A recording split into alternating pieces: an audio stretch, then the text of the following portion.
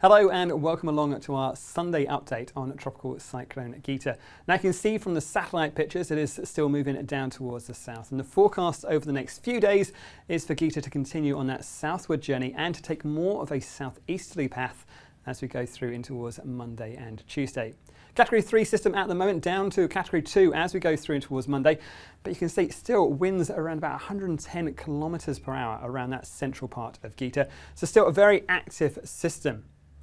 As we head through in towards that first part of Tuesday, we're likely to find it does undergo transition, which means that it will lose its tropical characteristics, but it will still be a very active area of low pressure with severe weather associated with it as it runs through towards us in New Zealand. And you can see the latest forecast path for that really is to take it right across that top of the South Island and across central parts of New Zealand.